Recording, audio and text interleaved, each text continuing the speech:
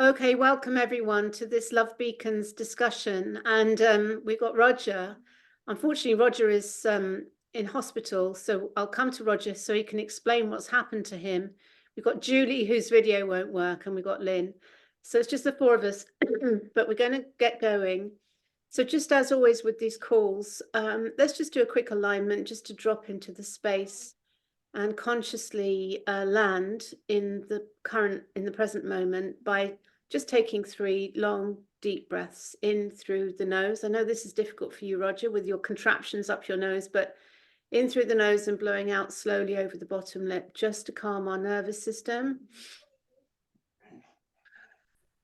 And as we're doing that, consciously dropping from mind into heart, feeling the support of the earth beneath our feet, feeling the support of the chair beneath our sitting bones, coming out of what happened this morning, coming out of what we're going to do later, and being fully in the moment where all of the power is in the now moment. And as always, we don't really have an agenda for these calls, and we just allow what is coming up to come up. And it's not really about having an agenda. To me, that's a false matrix thing. To me, it's creating a safe space for discussion, for ideas, for solidarity, for friendship, and for support of one another. So I'm going to start by coming to Roger, because Roger is I won't say incarcerated, might be the wrong word, but is in the loving embrace of the NHS. So over to you, Roger, to explain what's going on for you. Well, what happened, I've had a common cold for 3 weeks. And then on the 1st of December, I bent down to do some work on the floor. So I was kneeling. And then I tried to get up again. And my left hand gave way, leaving my body in a kind of a swiveling fashion. And that being the case, I fell down, banged my head and knees and things. And I was there for about 40 minutes on the floor. I've got one of these alarm fobs on my neck, so I pressed that. And 40 minutes later, I think, the ambulance came. They looked at me and decided they wanted to take me to hospital. So, got to hospital. They did the tests on me, stuck these bloody 6-inch sticks up my nose, and said that I'd got COVID. So suddenly, my common cold became COVID. So I'm just here now waiting, being monitored, which is good. I mean, I'm not complaining really, because they've been very meticulous with everything, and they've been so kind. So I'm not complaining about these NHS staff at all. Absolutely wonderful. So that's my situation. I just wanted to check in, Roger, that they haven't given you any medication, have they? Well, I said I didn't want any Good. medication, other than my regular stuff, which they give me. And I mean, they've given me some bits and pieces. I've no how to clue what it is. I'm too fed up to argue about that. The only thing I just don't want them to be giving me is remdesivir, or there's another one I've forgotten, which I'll remember if I saw the name. Midazolam. No, not midazolam. Not obviously not that. But there's another one which I heard them mention early on, and at that point I said, well, if you're going to give me that stuff, then I'm not staying here. And then they suddenly decided, just to ignore what I said, and just went on as I've not said it. Well, they did give you it. Well, they didn't give me the stuff that I don't want. Okay. Obviously, we're just a bit worried about you, Roger, and being in the clutches of NHS protocols at your age, especially. Yeah, I mean, you're right to be worried. the last thing I ever wanted to be in this era that we're going through now is in the bloody hospital. It's the most dangerous place on earth. I mean, when I pulled that cord, I didn't expect to be brought to hospital. All I wanted was for somebody to come and pick me up. So are you staying in there, or are they going to take you back home? I don't know what they do. At some point, maybe over the next 2 or 3 days, they'll decide to discharge me. And I hope they'll take me home in an ambulance. Would it be helpful, Roger, if I were to come up there, if you're still in tomorrow, for me to drive up there and visit you and speak and see what's going on? Would it be helpful? Because I'm happy to do that. Well, that's nice of you to offer that. The only thing is I don't have any clothes. Well, would you somehow like me to bring you some clothes, or? Well, if you could find something that fits me, well, it's a really good offer. Did you not have any? Did they not bring you in with any, and like an overnight bag or anything? No. No, they just stuck me on the stretcher and whisked me off. Okay. It feels like you're very vulnerable there, Roger. Well, obviously, yeah. Anyway, what can we do? Well, obviously we're here to support, and yeah.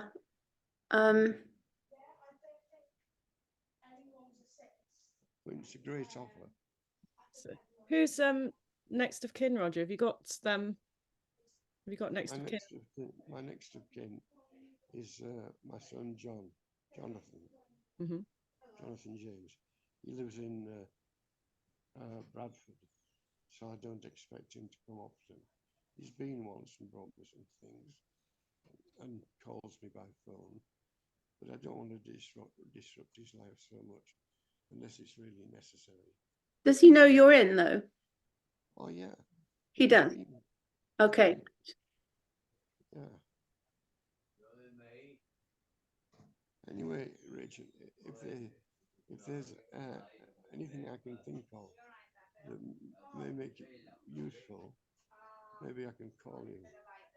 What can you just tell us what hospital you were in and what ward? It's York City.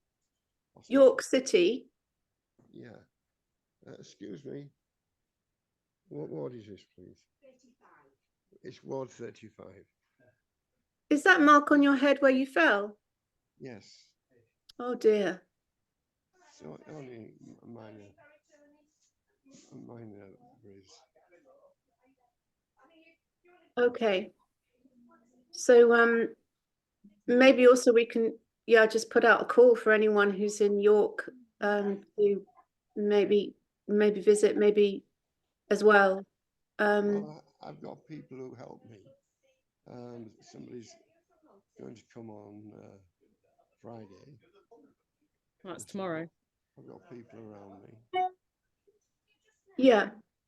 So you have a visitor tomorrow, Roger, do you? Yes. Yeah. Okay. Can they bring you clothes? Can they bring you stuff? Well, they don't. They haven't got the key. Oh. Is it just something like pajamas you need? Or like what I normally wear are tracksuit bottoms. Those are the only things which are flexible to fit me. And what size are you? Big. Large. Extra large. Okay. So we'll see what we can procure, and we'll see how we can support you within the community. I mean, this is the practical side of the love movement, isn't it? There's a lot of people who know you and love you, and we're here to support you. Okay. And yeah, so I'm really sorry to hear that. So I'll see what I can do tomorrow. Today I've got something I must do today, but it may be that tomorrow I can, if you're still there.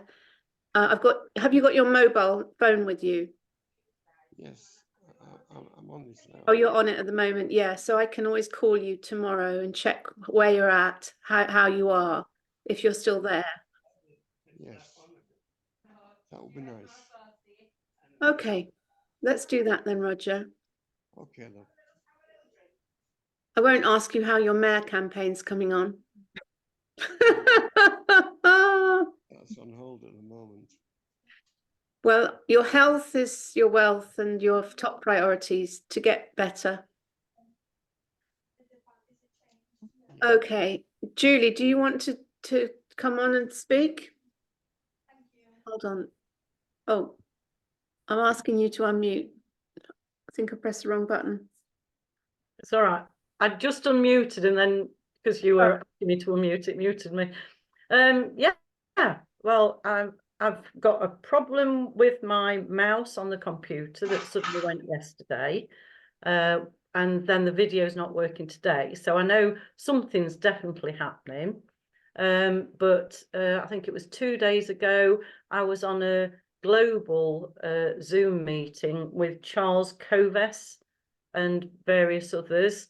And I've shared a Rumble video on Vote Love Telegram group that started that meeting. And hopefully I'll be able to share links with this Charles Coves, because it's a global movement to really bring forwards more about the COVID vaccination harms and everything that we've been going through that's been harmful, to stand up and get our proper freedoms, which is what we're after. As far as local is concerned, I've gained various insights into the stuff that people are going through that they should not be having to go through, even through lack of money, not being able to have heating working and things like that. And it's these basics of life that we are here to get changed. And I can't think of anything else, but I'm sure I'll have some other input later. Okay, thank you. Thanks, Julie. Lynn? Oh, hold on. I think I muted everyone, but just to no, it's me that muted myself so that I didn't interrupt Julie. Yeah, interesting week, interesting times all around, I think. Personally, I think the world feels quite different this year. It's we're having bright days for a change, though that said, on a couple of nights ago this village flooded in quite not a terribly dramatic way, but enough for us to start getting the pumps out. I mean, the pub floods fairly often, actually. There's a problem with the culvert there, and we're, I don't know how we're going to get that sorted out, but I'm going to go down and see what we can do, because I'm sure there's something, but I think it comes in through the walls, which makes it much more difficult to put a barrier up. But yes, it was starting to go in. It went into one of my friend's garage when it was lapping at the door. So it went into one house in Halls Acres and another down the road. But yeah, it was interesting how quickly it went away. It just seemed to vanish. I was stood talking to them about what we could do to stop it. We went up and cleared some of the drains along the path, and as we were walking back, I was going, oh, we can see our legs, this is amazing. And a few minutes later we could see our feet. It was just, what on earth? It's gone from like complete coverage of the street to a foot high to virtually nothing. I just couldn't believe what was going on. So yeah, that was interesting. I think practically we probably need to start looking at flood defences, as in I've seen things like floodgates that can be activated by the actual flood water and that use the flood water weight itself to stop off the barriers. And it's just that sort of thing that I think we've got to take care of ourselves. The council came out with sandbags after the water had gone down, and they cleaned the street of leaves the next day. it's all after the stable, it's shutting the door after the horse has bolted. So that's interesting. I'm just going to say friend has had a job offer subject to having a hepatitis B vaccination. Wow. Which they want, and that is something I would be interested to see how we can challenge that. I don't see how that can be lawful. Yeah. But that said, I mean, you certainly won't be able to get anyone out of a job for not taking it, I don't think, but you can probably stop them going in. If you do know of anyone that's, if you do know of anyone that's had to have any injections, health kinesiology is significant in helping people to release from the adverse side effects. And I've used it myself. Luckily, I can access it directly myself because I do it, but I can even work online with people, and obviously, I'm happy to do that for free to help people. So if they've had it and they've got adverse effects, or even to prepare for it, but hopefully we need to get the situation that they don't need to have that injection, don't we? Yes, Well, it's I feel unlawful. really sorry for them actually, because they're very young. It's sort of the first job offer, and they're sort of wanting to prove themselves.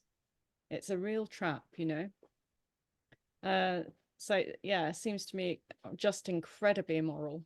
It's discrimination. Surely that's discrimination. It's like if you go for a job interview and like they offer it to someone else and you can prove it's because you had a disability or there was something, that's discrimination.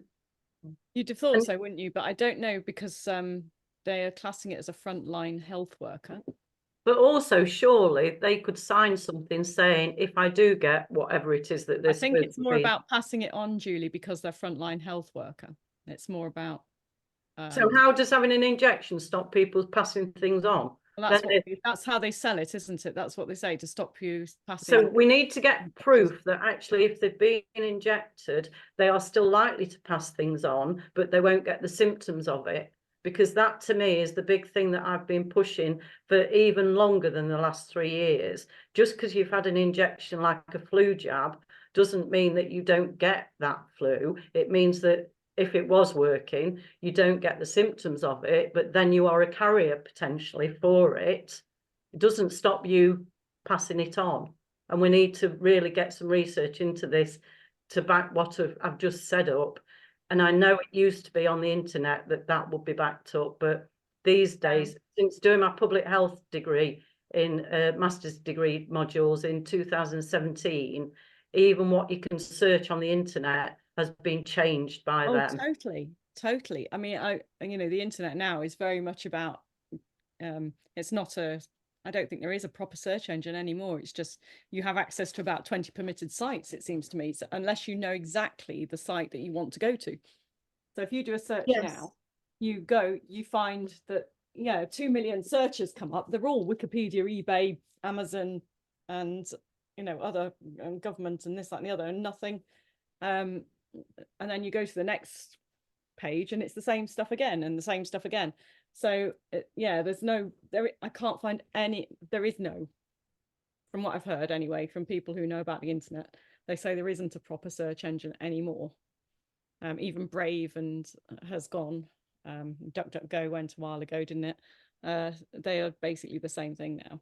So unless if you know exactly what you want, the website name, you can still get it, but if you can't actually do a search. So yeah, it's like the medieval book burning, isn't it? It's because I mean there was a golden age actually when I started home educating, and people used to say, oh, I couldn't do it or whatever. I was like, you've got to be joking, because this is the age of information. It's all there, and a lot of it, so much of it is free. It's, not only do we have libraries, but we have this incredible resource, everything you want to know. I mean, the only problem really is discriminating between the quality of the sources, but it was all there.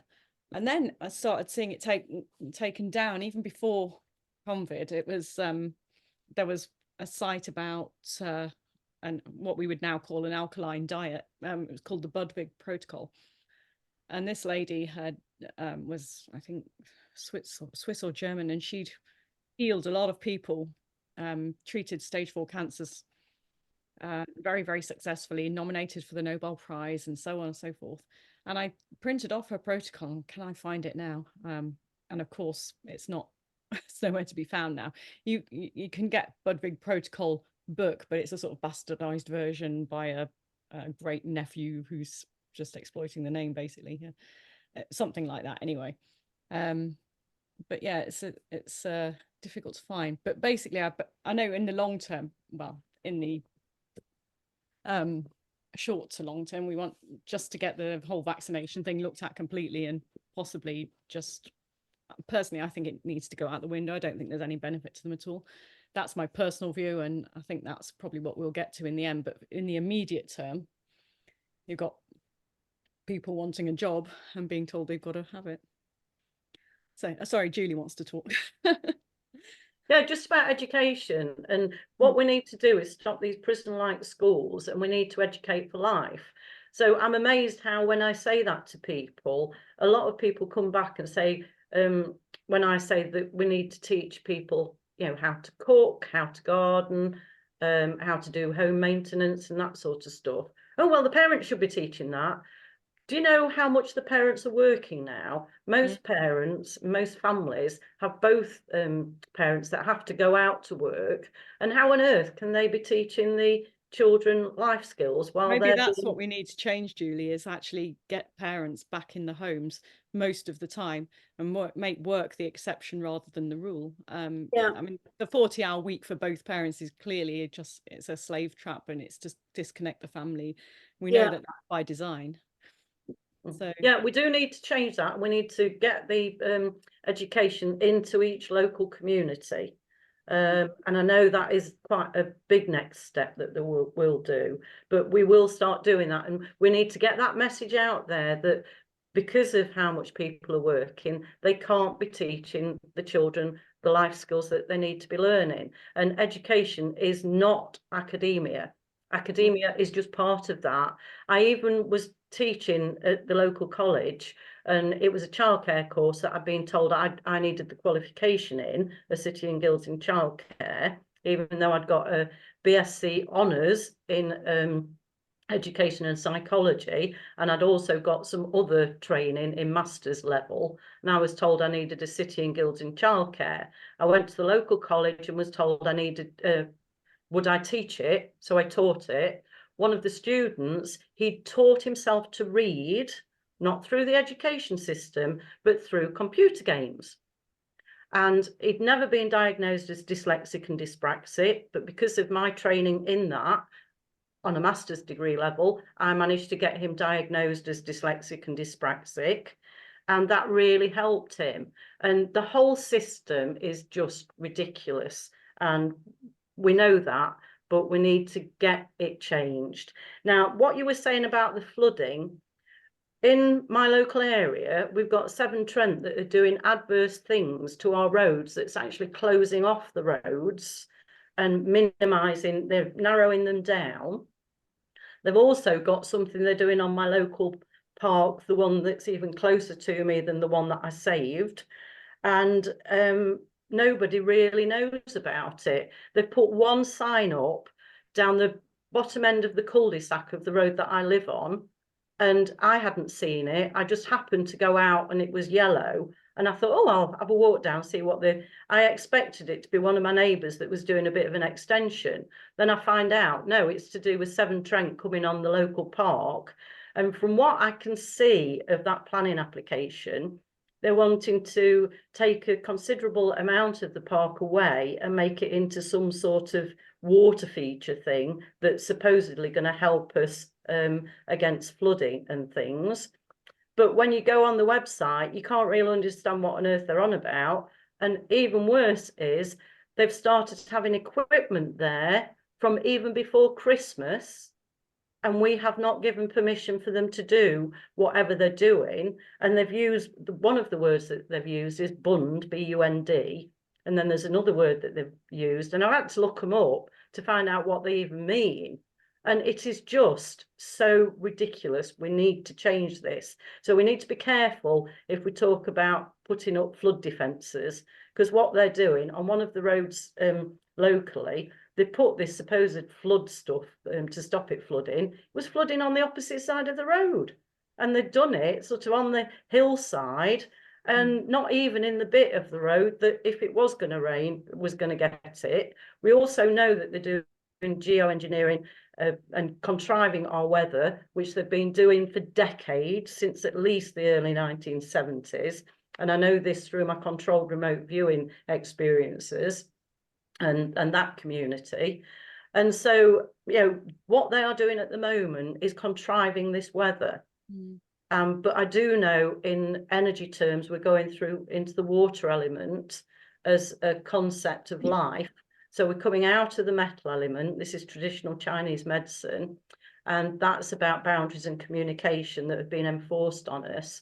And now we're going into the water element. So we need to go with the flow, but we can bring down the biggest of those. And that's how powerful water is. And we need to know that. And we need to keep voicing. That's interesting, going into the water. I think, yeah, my view with the flood defences was very much about being in control of it ourselves, having flood packs here in the village.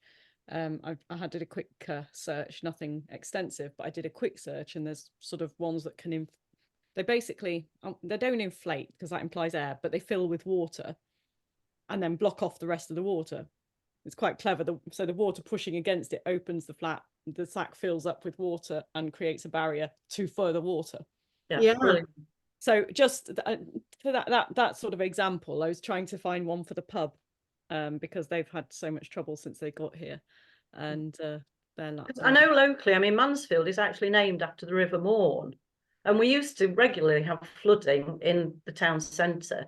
I now know, and this is talking in my sort of childhood and teenage years, they have deliberately diverted the River Mourne that was, and actually made it concreted in various places.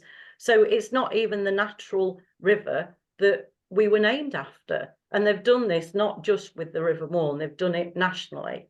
And even the very ancient church that we've got in the town centre that you'd hardly even be able to know was there, and it's one of the oldest in the whole of the country, might even be the oldest.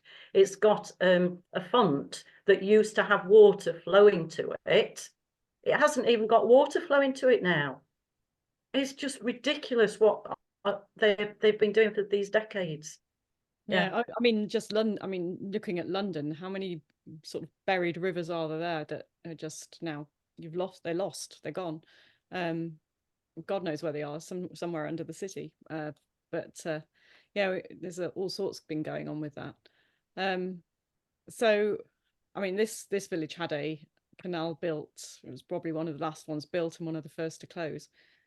And I don't know whether that's been impactful at all. There are underground streams and things. It was just very, very heavy rain, and like you say, the weather's contrived, and it could definitely have been worse, and it went away very quickly. But I just think, well, you know what, it would be quite simple to just have a few packs, flood defense packs around that we could put up ourselves. And again, it's just sort of like stuff the council, really. I mean, they're completely useless. I mean, they literally have put a drain in at the top and the water flows in the drain and then it comes down out about 20 yards later. What the hell? It's just so funny, but it's just so silly that we're paying for it, and you know, that we're letting them do this.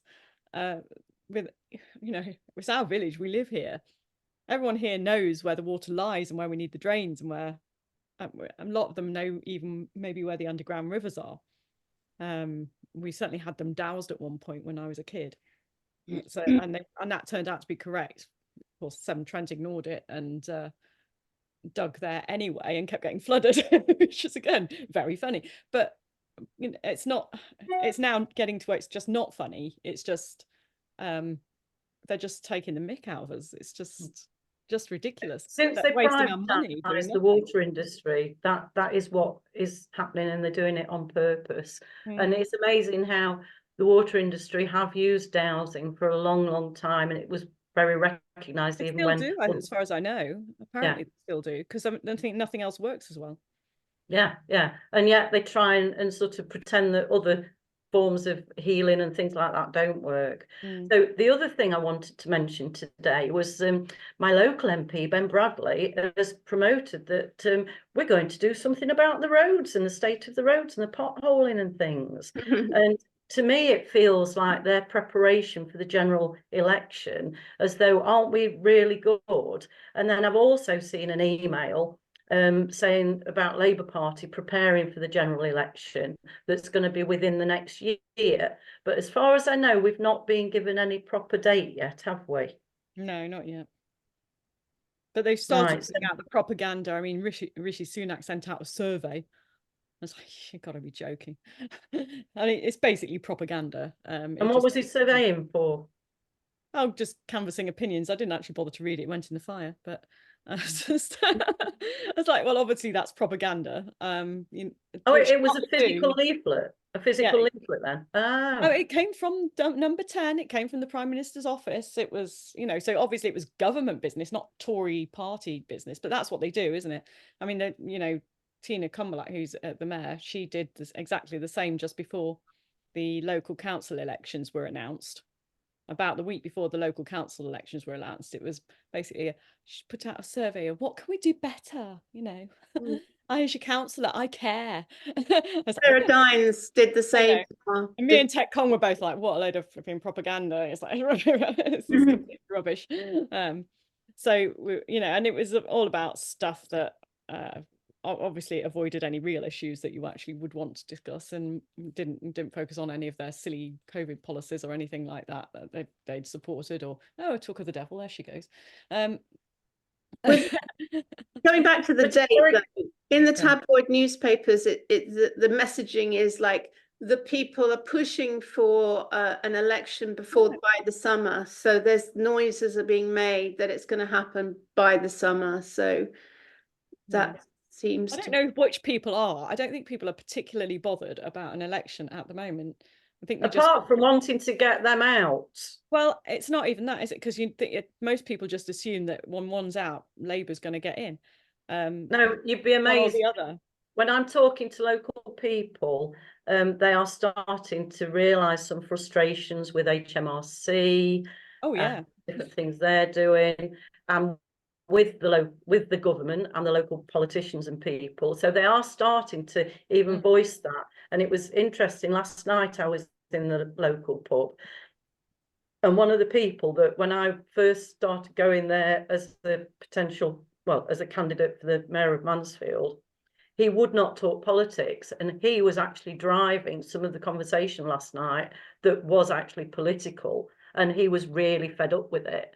And he even let that conversation carry on going. And I keep sort of, dropping the seeds about, well, us and what I'm doing, this is what we are standing up against. And I have to be mindful of how I do it. But I'm surprised at just how vehement they were in some of the discussions they were having.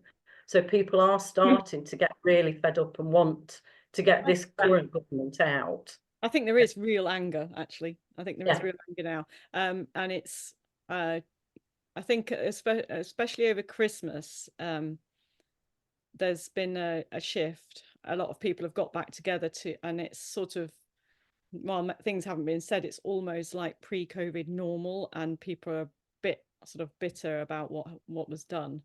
Although a lot still aren't actually calling it that or mentioning it. But I think there is a sort of feeling of never again. But I know what you mean, Julia. I'm getting conversations all over the place. I mean, even in the shop, I was saying I prefer to pay cash because I don't like the card charges. And she came straight back with, yes, and it's not just that, it's what they know about you. And it was so there is a lot of there's a lot. Cash was one of the big things mentioned last night as well, and how ridiculous, because there was one person, he'd had to pay a quite significant tax bill, and he paid it, and then he was sent a thing that he got 1 pence outstanding. Oh, sorry, no, he got a tax refund. That was it.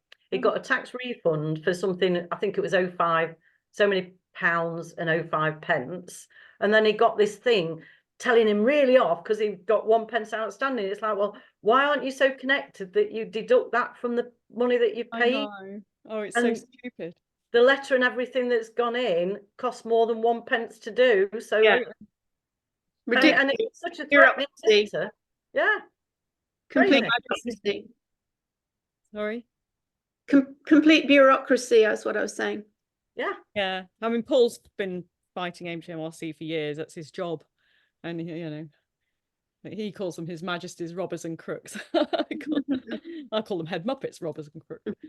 But, Can I do a share? Is sure. that okay? Yeah. Please. Yeah. Yeah, I just wanted to share a bit of an update on what's happening for me, because my advisor we look back at all the correspondence, and she's referring it into Francis Hoare. And I don't know if you've heard of him, but he is one of the barristers who is leading a lot of the human rights issues around COVID and mask mandates. And he does a lot around election stuff. So it's like, I'm putting together a file, because there was a lot of correspondence leading up to that visit to my home. But our concern is that what they're going to do is arrest me and try to get me to accept a caution, which is like an admission of guilt. Mm-hmm. And they're trying to do it to stop me from running as mayor or in the general election. And so obviously then I would have to, I would require a trial by jury, but then potentially they could impose bail conditions that I'm not allowed to speak publicly, or that I'm not allowed to stand for I mean, they could do all sorts of manipulative stuff to try to stop me. So we're feeling like we're going to have to escalate it. And I'm feeling that I also need to start my mayor campaign now. So Yes, I'm going to put together a video, and I'm not going to do a walkie-talkie around the field. So I'm actually going to do it from my office. And I did one like this called Elephant in the Room, which was immediately banned by YouTube, where I went through all of the statistics on the government websites to show the manipulation of the statistics in the COVID thing, and it was instantly banned by YouTube. So I feel I need to do a video which really explains why they're putting in this level of mayors and the intention behind it, to demonstrate that if people vote for whether it's Conservative or Labour, they're essentially voting for the World Economic Forum. And that money that is being given by main government to the mayors, that multi-million-pound spend, will go into 15-minute cities and ULEZ and all this digital control mechanisms. And that's what it will be spent on. And so as mayor, I will spend every penny of that money on local community initiatives, and the money will be spent with local businesses. And it won't be spent with big corporations. It won't be spent with Chinese companies. The intention will be to spend it 100% devoted to the local community and local independent businesses to support the local economy. And Rachel, I'm really glad you're going to be doing. Yeah, I'm really glad you're going to be doing that video. I know you've got support, but you know this global Charles Covers people, if you need even more support, there are people within the United Kingdom, within that movement, that might be able to help you. And they mention various things of solicitors and people for free to help people. So if you do need to, please reach out. Well, this is the interesting thing about having gone public on this, is that what's happening is it's drawing a huge amount of support. And then also people who are saying, oh, we thought you were controlled opposition, and like, we realize you're one of us now. I'm like, oh, you know, that's interesting. Yeah. So it's interesting. Oh, my goodness. In many ways, it's been a gift, because, you know, this level of attack, and we believe that this and the Crestbrook incident are linked. So I feel like I'm under attack. I really do. You are, but I really do see that, and I'm glad I'm not having to go through what you're going through, and even the car thing and all stuff like that. But I really do see it as a positive that you are on that radar and they realise that we are here, and you particularly have got so much influence on people in a positive way, for the genuine people. And I do see it as a positive, even though I'm so glad I'm not going through it. But thank you, Rachel, for everything you're doing. Yeah, Yeah. I think you definitely have to announce it, Rachel, because you need to be, when they I think they will do exactly what you've said, but it will be such an obvious sabotage thing. You know, if they do this after you've announced, it'll be so obvious they're trying to sabotage your campaign. Whereas if you never get to announce it, that will be lost. I'm like, I have kind of announced it because I alluded to it at the end of that video, but I need to put out a video, really strongly, I think. yeah, as soon as I can. And it's the thing is, it's not one of those, I don't just want to do a walkie-talkie making sort of allegations. It needs to be supported by all of everything that's available, all hidden in Excuse me, I've plain been spotted sight. by the postman. I will.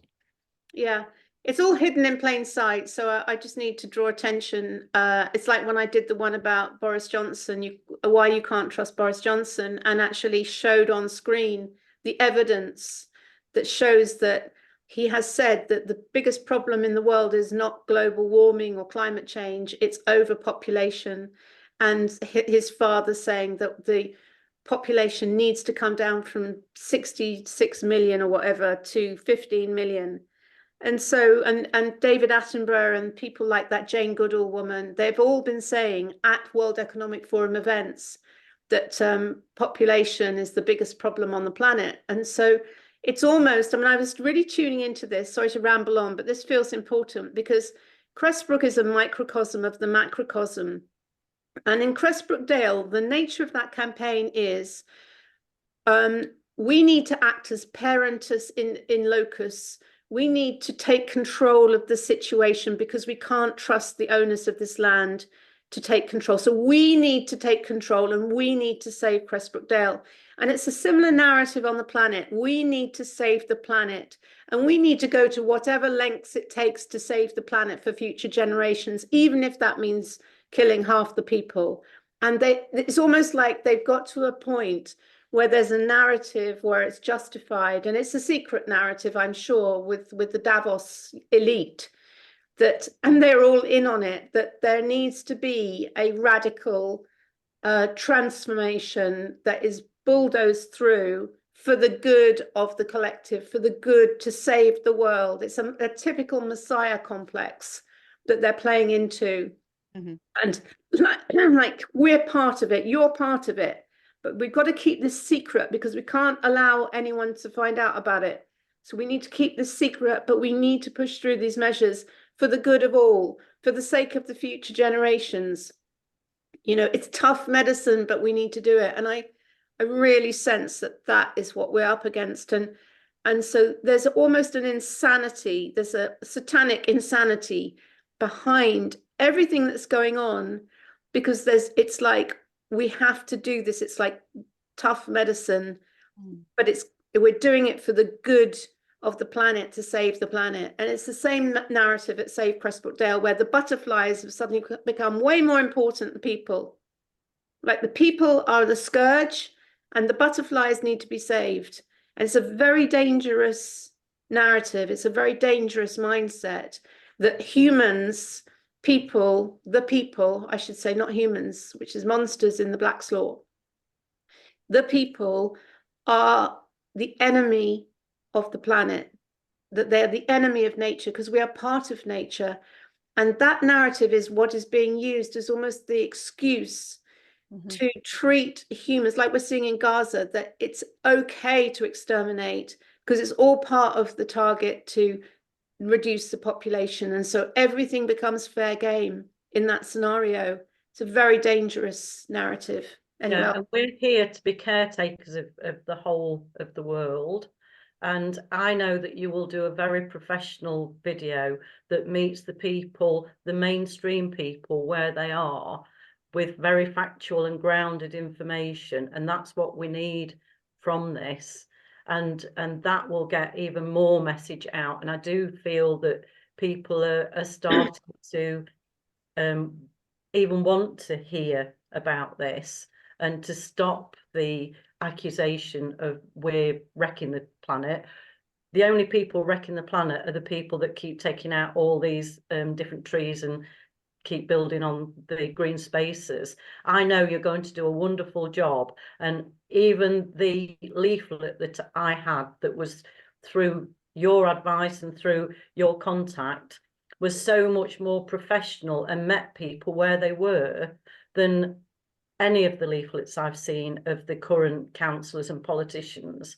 And so I know you can do that, Rachel. We just need it done in perfect God timing, but I know that will be fairly soon, so that we start getting that out there, and also to help to protect you from what they're trying to do to you. So thank you very much. Keep going. Yeah, really good, Rachel. Really good. I mean, you're absolutely right. The depopulation agenda is exactly what it is, but it has filtered through a lot. I hear people even around here talking about there being too many people, it being too crowded. And I'm just, you know, I think, listen to what you're saying. Listen to what you're saying here. You're saying that it's okay, you know, to commit genocide, is what you're basically saying. If there's too many people, you bugger off. You know, I think it's fine. If you're not happy with the number of people, start with yourself. Don't go telling everyone else they've got to die for the good of them. And also, how many children has Boris Johnson got? Yeah. That we even know about. Well, that's fine. I mean, I personally think every birth is a joyous thing, and it should be celebrated. But I do not buy this bullshit about overpopulation.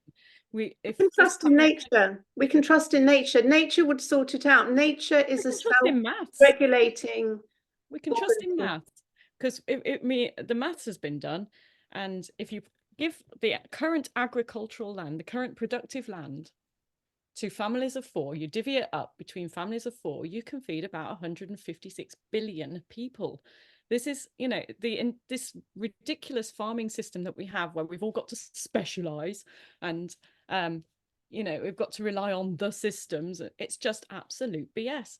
I mean, just common sense, right? You know, just go, hang on a minute, just take these things off a minute.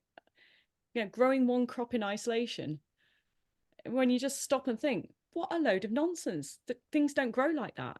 You need the bees, you need the manure from the animals, you need the plants to feed the animals. It's a very complete organic system that we have in nature. And to put it into little compartments, which is what they do with everything, put it into little compartments so everybody does a little bit and everyone's dependent on every other one else doing a little bit. You know, it's all part of the big plan to make everybody dependent and everybody controllable. And when you just step back a minute, you go, well, of course it's bullshit. Of course it's wrong. And it is. The math shows it's wrong, that we're, you know, we think we're struggling to feed people, and we shouldn't be. Just give the people the land, let them get themselves fed, you know. And we've only got to look at the amount of planning permission that they give for fast food places when they're busy telling people not to eat fast food. And yet there's so many, even as you just drive from one place to another. And then also the things like just telling us not to use energy, and yet we've got all the street lights, we've got all these adverts that are actually changing, so they're not even put up as a piece of paper anymore. Yeah, there's just so much that is contradictory that people need to start to realise properly. It's just absolute, complete and utter BS. I mean, and people say this, they parrot back to me what they've been told, and I see them looking confused, and I'm like, you haven't joined up the dots. I mean, just in a different shop, like I do sort of go and see a few different local little shops, and the lady's telling me she had no immune system. And I'm like, oh. And so I was sort of probing a bit. It's like, how do you cope with that then? And then she was telling me that her immune system was attacking itself because she had, so with rheumatoid arthritis. So it's like, you got no immune system, but it's attacking itself. And I was just like, oh, what have they been feeding you? You know. But also, when you look at Oh. cannabis isn't being allowed to be legal, and yet they keep moaning about cigarettes. They put things on the cigarette packets that say this will kill you, which immediately brings in the nocebo effect and is more likely to cause harm. And everything that they're doing with the different vaccinations and stuff like that, they're ploughing loads of money into all that lot that aren't actually giving us health. I've even had one of the people that I've worked with locally and in the for free sessions that I'm doing, and she was saying she was relieved of pain.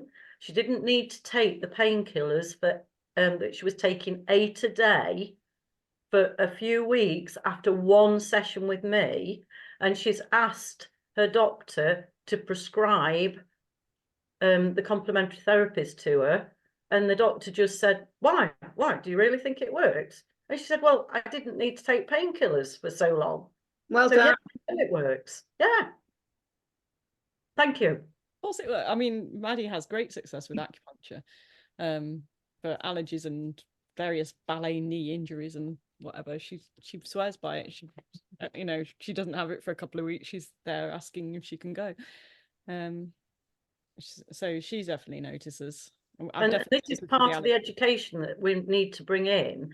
And what I'm really hoping to do is help to teach local people to do informal reflexology and massage and healing as well. I know healing goes to another area that some people might not want to accept, but at least the reflexology and the clothes massage, you know, everybody could be doing that. And everybody is nurtured by proper, nurturing, respectful physical contact, and this is what we need to get back.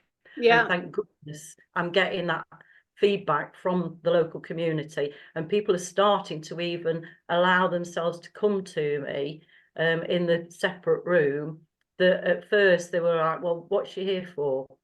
You know, and then she sees other people benefiting, and then they recommend to other people to come into the room with me, or I'll do it in the public room if that's what they want. And I'm really pleased that I'm doing that, and it's giving me confirmation that people are ready for it. Well done. So on the subject of health, as it's coming up to 1 o'clock, let's just maybe bring this session to a close, just going back to a prayer for Roger, who's in hospital, and sending lots of love to him, and sending out a clarion call for anyone who's in the York area who can maybe support Roger right now, and maybe we can just send a lot of love and healing light energy to him so that he gets home as soon as he can, because he sounded quite emotional earlier when we spoke to him, and obviously we lost him from the call. So yeah, and we send him lots of love from a place of love and not fear. We send him protection from a place of love, and we know that he's protected, and he will go through whatever he's needing to with our support the best that we can. And Rachel, thank you so much for saying that you will go up if that's what is needed for him, because it is quite a distance for you to go up there. And I know, I mean, even being taken into hospital without any clothes to be able to just put on to go out. I mean, to me, if anyone ever did that to me, I would be out in my pajamas. I would not be staying in there, and I would just sort myself. Even if I got to go on public transport that there's hardly any of, even if I got to walk and somehow get someone to contact someone that knew me to take me home, that is definitely where I would be. Bless him. Yeah. Any last words from you, Lynn? No, not really. Just heal quickly, Roger, and get yourself back home. And thank you for what you're doing, Rachel. I think you're being an absolute hero at the moment. It's brilliant. Thank you. Yeah, got my love. If I get arrested, I hope I'll be wearing my love. Yeah, definitely. I love how you've got love at the back on your window as well. That's yeah, my little Lakshmi altar. Yeah, Lakshmi up there. lovely. Yes, I'd noticed the love behind you as well. Yeah, and it is liberation, opportunity, vitality, empowerment. We are bringing it through. We are connecting with those people that have got that respectful approach to life, genuine compassion and genuine love. not to have control over people, but to let each of us be our special individuals. And Yeah. that's why we're here now. Bless you. Thank you. Lots of love. And we will see you, I think it's next Friday at 1. Yeah. Yeah. Okay. Bye. Bye. Bye.